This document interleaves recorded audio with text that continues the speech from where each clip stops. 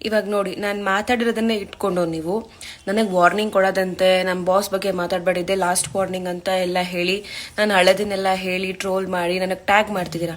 ನೀವು ನನ್ನ ಹತ್ರ ಸಾರಿ ಹೇಳ್ಸೋದಲ್ಲ, ನೀವು ನನಗೆ ಸಾರಿ ಹೇಳ್ಸಿಲ್ಲ. ನೀವು ನಾನು ಸಾರಿ ಹೇಳೋ ಥರ ನೀವೇನು ಮಾಡಿಲ್ಲ ಆಯಿತಾ. ಅದು ನನ್ನ ರಿಯಲೈಸೇಷನು. ನನಗೆ ಆವಾಗಲೇ ನನಗೆ ನ್ಯೂಸ್ ಮಾಡಬಾರ್ದು, ನನಗೆ ಮಾತಾಡಿದ ತಪ್ಪು ಅಂತ ಅನಿಸಿ ನಾನು ನ್ಯೂಸ್ ಮಾಡಲಿಲ್ಲ. ನಾನು ಮಾಡಿದ್ದು ಒಂದೇ ಒಂದು ನ್ಯೂಸು ಆಯಿತಾ.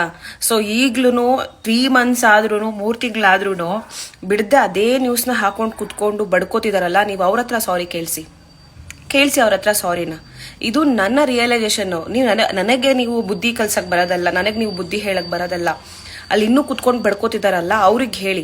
ಇದು ನನ್ನ ಸ್ವಂತವಾಗಿ ನನಗೆ ಅನಿಸಿ ನಾನೇ ನಿಮ್ಗೆ ಹೇಳಿರೋದು ಆಯ್ತಾ. ನಿಮಗೆ ಎದ್ರುಕೊಂಡು ಅಥವಾ ನೀವು ಹಿಂಗೆಲ್ಲ ಕೆಟ್ಟದಾಗ ಕಮೆಂಟ್ ಹಾಕ್ತಿದ್ದೀರಾ ಅನ್ಕೊಂಡು ನಾನು ಬೇಜಾರು ಮಾಡ್ಕೊಂಡು ನಾನು